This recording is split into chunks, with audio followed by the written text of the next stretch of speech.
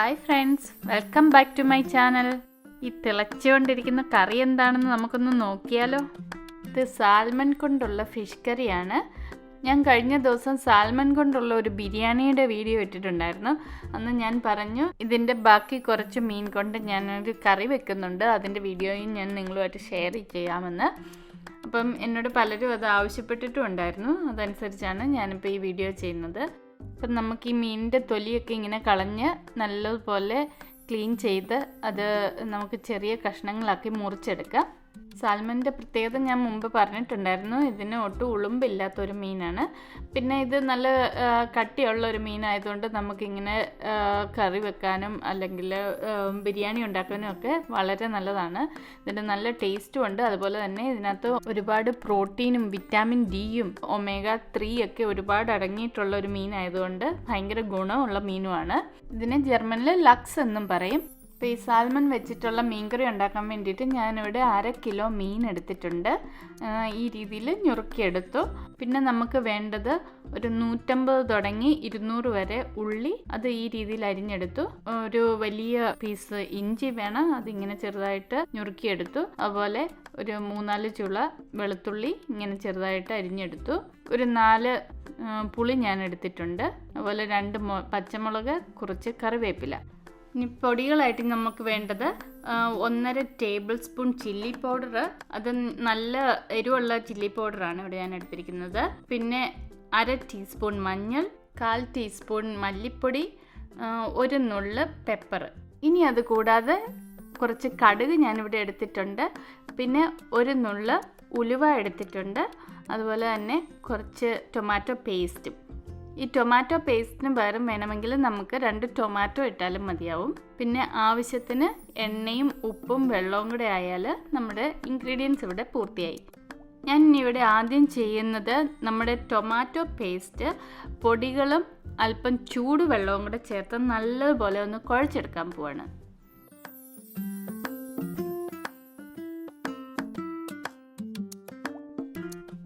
ഇതിങ്ങനെ നന്നായിട്ടൊന്ന് കുഴച്ച് മാറ്റി വെച്ചേക്കാം.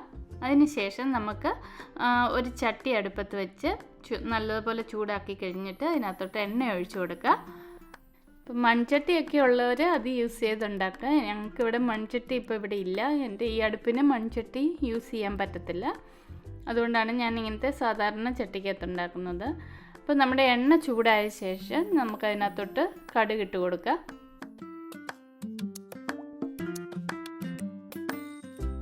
കടുക് നന്നായിട്ട് പൊട്ടിക്കഴിയുമ്പോൾ നമുക്കതിനകത്തോട്ട് ഉലുവായും കൂടെ ചേർത്ത് കൊടുക്കുക.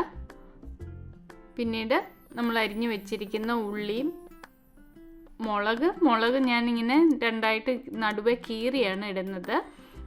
അതുപോലെ തന്നെ ബാക്കി വെളുത്തുള്ളിയും ഇഞ്ചിയും ഒക്കെ കൂടി ഇട്ട് നമുക്കൊന്ന് നല്ലപോലെ വഴറ്റിയെടുക്കണം.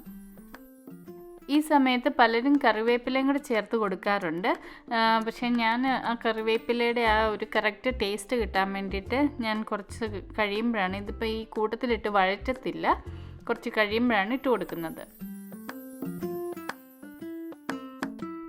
ഉള്ളി നന്നായിട്ട് സോഫ്റ്റ് ആയി കഴിയുമ്പോഴത്തേക്കും നമ്മളിവിടെ റെഡിയാക്കി വെച്ചിരിക്കുന്ന നമ്മുടെ അരപ്പ് അത് ഇതിനകത്തോട്ട് ഇട്ട് കൊടുക്കുകയാണ്. എന്നിട്ട് ഈ അരപ്പിൻ്റെ പച്ചമണം മാറുന്നത് വരെ നല്ലതുപോലെ ഒന്ന് മൂപ്പിച്ചെടുക്കണം. തക്കാളിയാണ് ചേർക്കുന്നതെങ്കിൽ അത് നിങ്ങൾ ചെറുതായിട്ട് അരിഞ്ഞ ശേഷം ഈ ഉള്ളി ഒന്ന് നല്ലപോലെ സോഫ്റ്റ് ആയി കഴിയുമ്പോൾ അതിനകത്തൊട്ടിട്ട് നല്ലപോലെ ഒന്ന് വേവിച്ച് ഉടച്ചതിന് ശേഷം മാത്രമേ ഉള്ളൂ നമ്മുടെ ഈ പൊടികളും ഇട്ട് കൊടുക്കാവുള്ളൂ. അങ്ങനെ നമ്മുടെ ഈ അരപ്പിൻ്റെ പച്ചമണമൊക്കെ മാറി തുടങ്ങിയിട്ടുണ്ട്. ഇനി നമുക്ക് അതിനകത്തോട്ട് കുറച്ച് ഉപ്പും കൂടി ആഡ് ചെയ്ത് കൊടുക്കാം.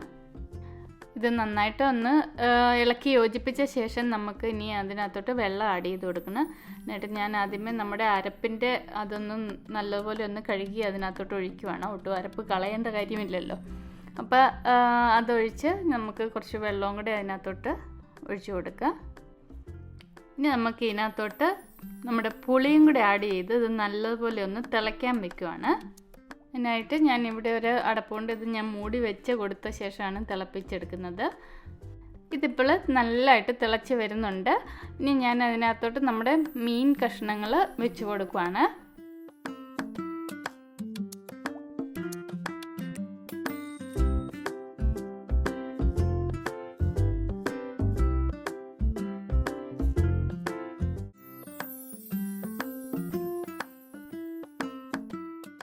ഏറ്റവും ഒടുവിൽ അതിൻ്റെ മുകളിലോട്ട് കുറച്ച് കറിവേപ്പിലയും കൂടെ വിതറി കൊടുത്തുകൊണ്ട് നമുക്കിത് മൂടി വെച്ച് നല്ലതുപോലെ ഒന്ന് വേവിച്ച് അതൊന്ന് വറ്റിച്ചെടുക്കണം.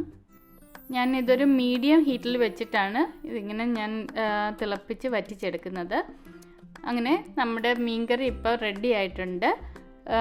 ഇത് നമുക്കിനി അതിൻ്റെ ടേസ്റ്റൊക്കെ നോക്കി ഉപ്പും പുളിയൊക്കെ കറക്റ്റാണെങ്കിൽ നമുക്കിത് അടുപ്പത്തുനിന്ന് വാങ്ങി വയ്ക്കാം. നല്ല ചൂട് ചോറിനും കപ്പയ്ക്കും ഒക്കെ കൂട്ടാൻ പറ്റിയ അടിപൊളി ഒരു മീൻകറിയാണ് നമ്മളിപ്പോൾ ഇവിടെ റെഡിയാക്കി എടുത്തിരിക്കുന്നത്. അപ്പം നിങ്ങളും ഇത് ഉറപ്പായിട്ടും ട്രൈ ചെയ്ത് നോക്കുക.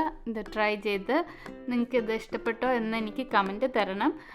അതുപോലെ തന്നെ എൻ്റെ ഈ വീഡിയോയ്ക്ക് ഒരു ലൈക്ക് തരാനും ഇതുപോലെയുള്ള പുതിയ വീഡിയോകൾ കിട്ടാൻ വേണ്ടിയിട്ട് എൻ്റെ ചാനൽ സബ്സ്ക്രൈബ് ചെയ്യാനും മറക്കരുത്.